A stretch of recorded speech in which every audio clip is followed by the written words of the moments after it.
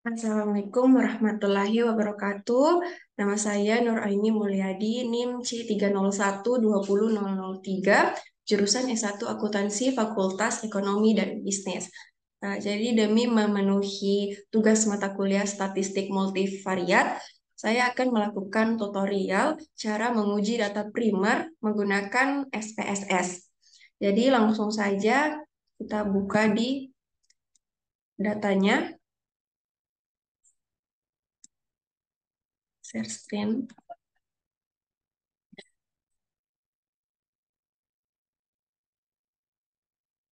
Eh, Ini adalah berikut adalah data primer yang akan kita uji. X1-nya adalah sistem pengendalian internal, X2-nya adalah akuntabilitas, dan Y-nya adalah pencegahan kecurangan fraud dalam pengelolaan keuangan desa. Jadi pertama-tama kita harus transform dulu datanya. Ini adalah data ordinal, kita transform ke data interval.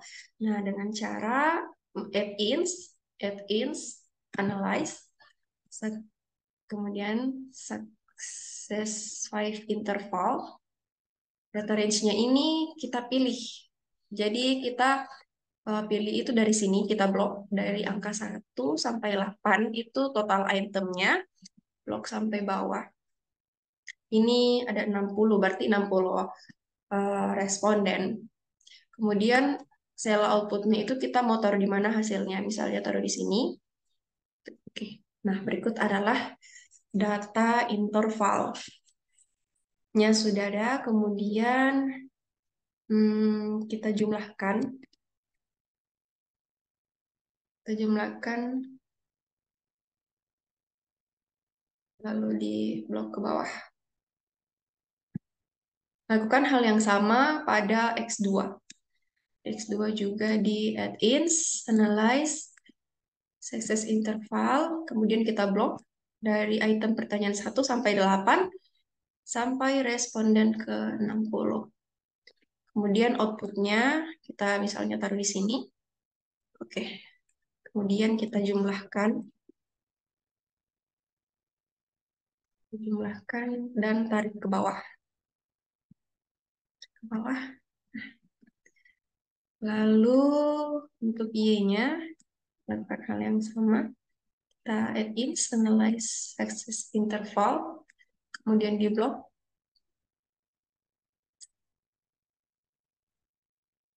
Outputnya kita taruh di sini. Oke. Kemudian dijumlahkan.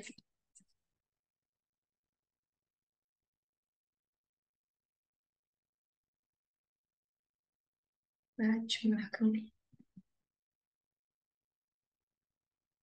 blok ke bawah. Kemudian kita akan beralih ke SPSS untuk melakukan uji reliabilitas. Pertama kita ke X1 dulu. Yang digunakan adalah data ordinal yang di sebelah sini. Baiklah, mari kita ke SPSS.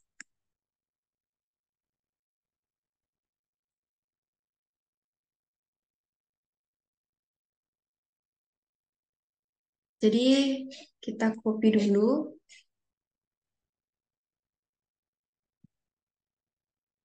Eh, Kita copy dulu datanya ini X1. Data saja dari item 1 ke item 8 tanpa total. Keseluruhan dari responden 1 ke 60 di copy kemudian pindahkan ke SPSS.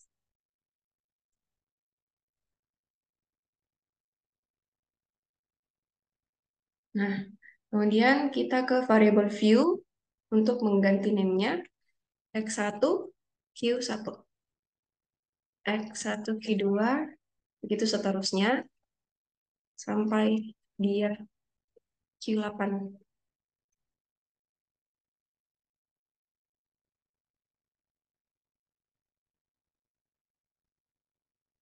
Kemudian di analyze, scale, reliability, analyze ini.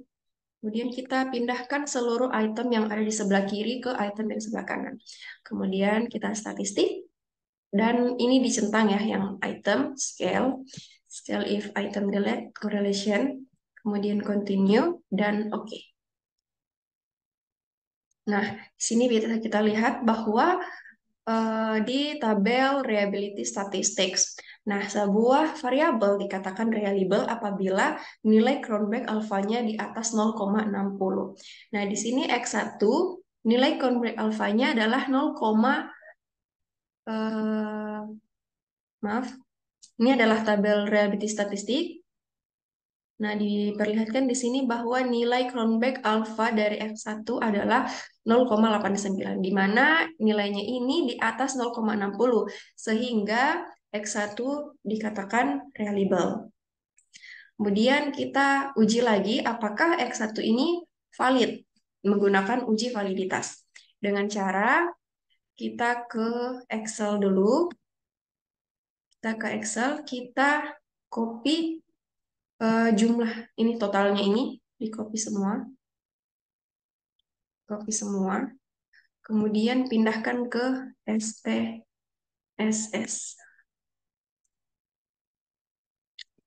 Sini di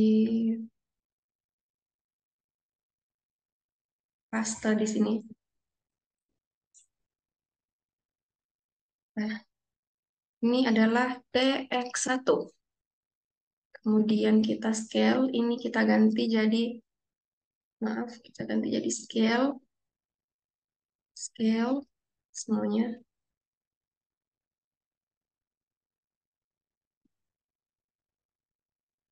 Kemudian kita analyze, correlate, bivariate. Nah, semua item yang ada di sebelah kiri kita pindahkan ke sebelah kanan. Kemudian kita oke. Nah, ini adalah tabel correlations untuk melihat uji validitas. Nah, untuk melihat uji validitas itu kita lihat sig-nya. Sig-nya itu di jumlah harus di bawah 0,05. Kita lihat di sini bahwa dia 0,00, berarti dia di bawah 0,5. Maka untuk pernyataan satu pada variabel pertama itu valid. Kita lihat semua juga sig-nya di quotient kedua, di Q kedua itu sama di bawah 0,05. Ini juga di bawah 0,05 semuanya, atau kita bisa melihat dengan bintangnya ini. Nah, apabila dia berbintang 2, maka pernyataannya itu sudah valid. Lihat, semua item pernyataan dari 1 sampai 8 itu berbintang 2, maka pernyataan pada variabel pertama itu dikatakan valid. Kemudian kita mulai melakukan hal yang sama, uji reliabilitas dan validitas pada variabel kedua. Kita kembali ke Excel. Kita buka X2-nya. Nah, untuk lebih cepat, saya akan copy semua sampai di total. Nanti dipisahkan di SPSS.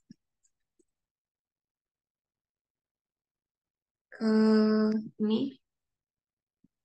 kita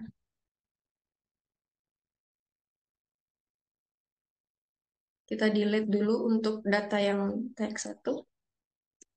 Masukkan data T2. Kemudian kita ganti name-nya Q2. Begini seterusnya sampai dia X2 Q3, X2 Q4, X2 Q5, X2 Q6, X2 Q7, X2 Q8, kemudian TX2.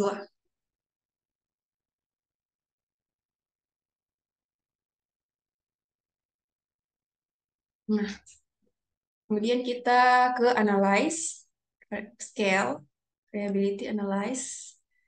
Kita pindahkan ke sini, kecuali yang total. Ini untuk kemudian di oke, karena ini sudah ada template-nya, kita langsung oke saja. Nah, besar Cronbach alfanya kita lihat ini adalah 0,861. Berarti X2-nya ini sudah di atas 0,60. Maka X2 ini bisa dikatakan reliable karena dia nilai Cronbach alfanya di atas 0,60. Kemudian kita lakukan lagi uji validitas itu dengan correlate, bivariate, kemudian semua itemnya kita pindahkan ke kanan. Oke, di sini bisa kita lihat lagi bahwa semua question, semua pernyataan itu berbintang 2 di total, berbintang 2 sehingga bisa dikatakan valid. Atau kalau mau melihat nilai, itu disiknya dia 0,00, itu berarti di bawah 0,05 sehingga dikatakan valid. Ini semuanya siknya di bawah 0,05 sehingga variabel kedua dikatakan valid, reliable dan valid. Kemudian kita melakukan uji realitas dan validitas untuk variabel Y. Kita kembali ke Excel.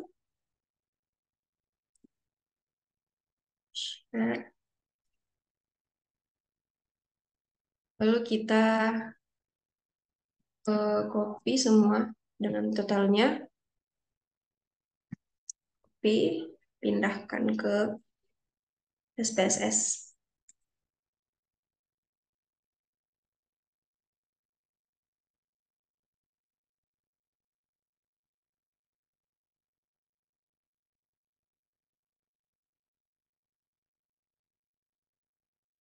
Kita ganti, kita rename Y, YQ1, YQ2, begitu seterusnya, YQ4.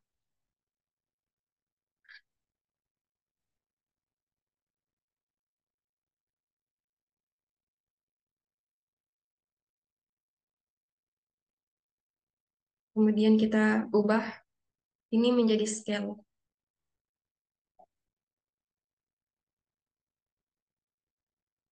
Di analyze, baru scale, reliability analyze, kemudian kita copy semua kecuali total. Oke. Di sini bisa dilihat di tabel reliability statistik untuk variabel Y, Cronbach alfanya bernilai 0,933, yang dimana dia reliable karena di atas 0,60. Kita lihat, kita uji lagi, untuk validitas, yaitu analyze, correlate, bivariate. Kemudian kita copy semua yang ada di kiri, kita pindahkan ke kanan, oke. Nah, kita lihat bahwa correlation-nya itu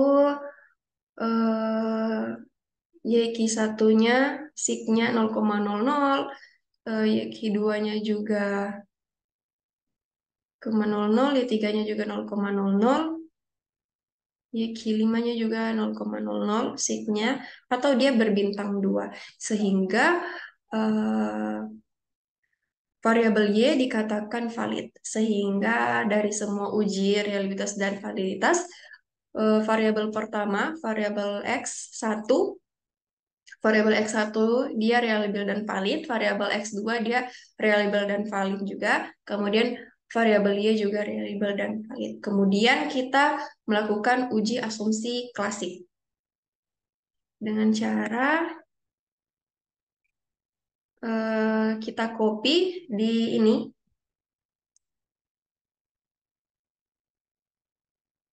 dengan cara kita copy yang tadi data intervalnya, jumlahnya saja, dipindahkan ke SPSS.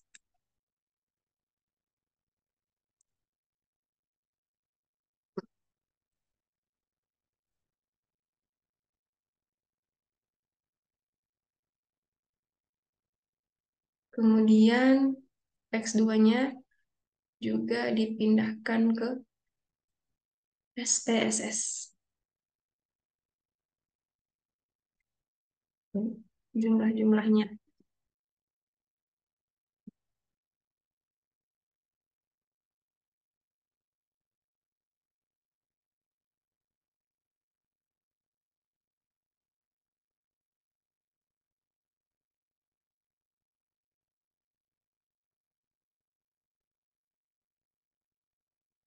Ini adalah data-data dari data interval yang dari Excel sudah kita pindahkan ke SPSS. Kemudian kita ganti name X1, X2, Y.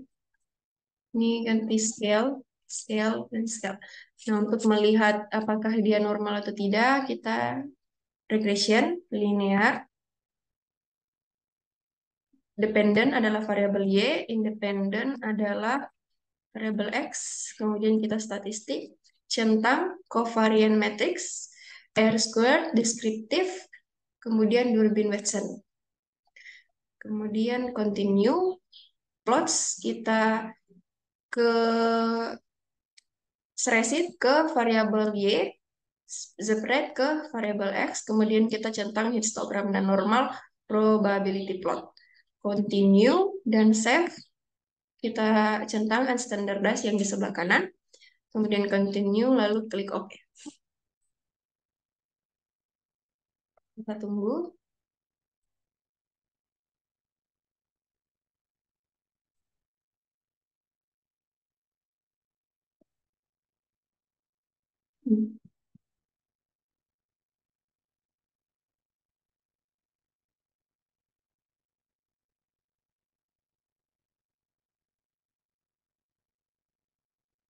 Masih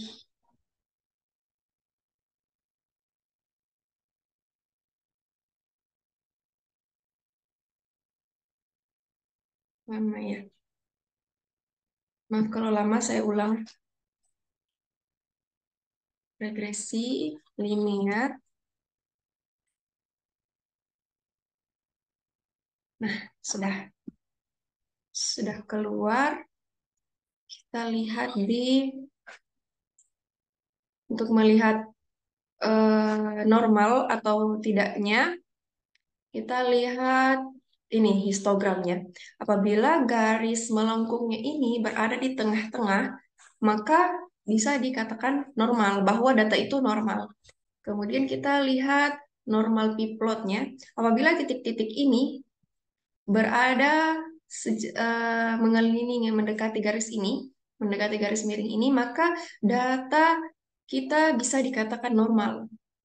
Atau cara ketiganya, kita lakukan uji Kolmogorov to analyze non-parametric test, legalisi dialog, one sample KS, kemudian unstandardized. Ini karena tadi kita uji regresi 2 kali, jadi res 1 dan res 2-nya sepertinya sama saja. Kita pindahkan ke sini, oke. Nah, asimsiknya itu di atas 0,05. Maka data ini dikatakan normal. Seperti itu. Kemudian kita lihat lagi. Kemudian kita lihat uji kemudian kita akan melakukan uji multikolonialitas, dilihat di tabel koefisien A apabila dilihat di collinearity statistik. Apabila toleransinya di atas 0,01 dan VIF-nya di bawah 10, maka variabel tersebut tidak terjadi multikolonialitas. Nah, di sini kita lihat bahwa X1-nya itu toleransinya sudah di atas 0,01 dan VIF-nya di bawah 10. X2 juga toleransinya di atas 0,1, VIF-nya juga di bawah 10. Maka untuk variabel X1 dan X2 tidak terjadi multikolonialitas.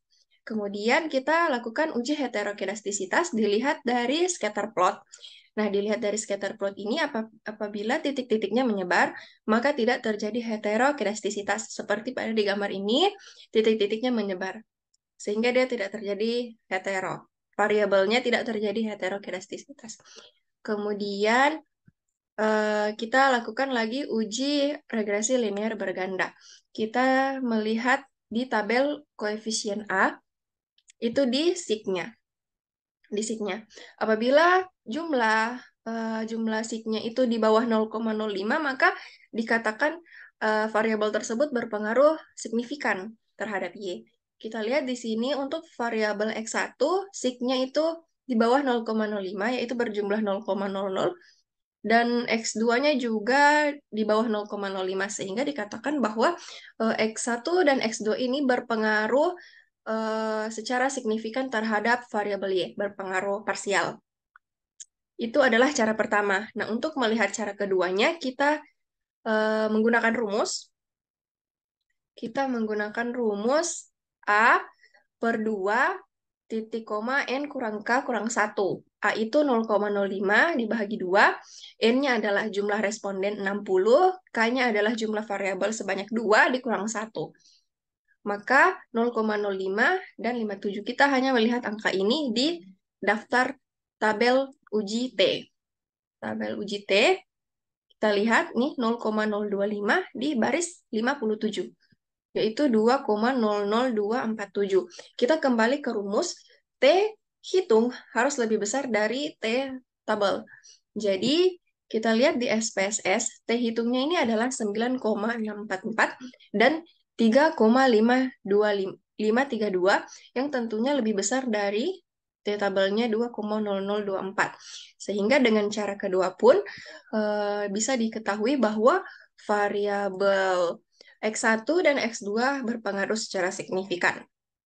Kemudian untuk uji F, yaitu uji simultan, kita lihat di sig-nya. Apabila dia di bawah 0,05, maka variabel tersebut berpengaruh secara signifikan. Seperti pada data ini, variabelnya sudah berpengaruh secara signifikan karena sig-nya di bawah 0,05.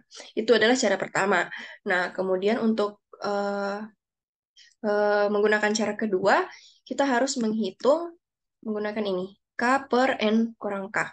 Di mana K-nya adalah jumlah variabel yaitu 2, dibahagi N, yaitu jumlah responden 60 dikurangi 2. Maka hasilnya adalah 58. Kita harus melihat ini saja, 2 dan 58, kita buka di tabel uji F. Ini kolom kedua, baris ke-58 adalah 3,156. Kita menggunakan rumus F hitung lebih besar dari F tabel. Di sini F hitungnya adalah 337,723. Lebih besar dari F tabel. F tabelnya 3,156. Maka bisa dikatakan bahwa variabel ini berpengaruh secara signifikan menggunakan cara pertama dan menggunakan cara kedua. Sekian adalah tutorial saya mengenai cara mengolah data primer menggunakan SPSS. Jadi kita sudah mengulas mulai dari uji reliabilitas, uji validitas, uji asumsi klasik yang ada 3, yaitu normalitas, multikolonialitas, dan heterokedastisitas. Kemudian uji regresi linear berganda, yaitu uji T atau parsial, dan uji F atau untuk melihat simultan. Nah, sekian dari saya. Wabillahi taufiq wa hidayah. Wassalamualaikum warahmatullahi wabarakatuh.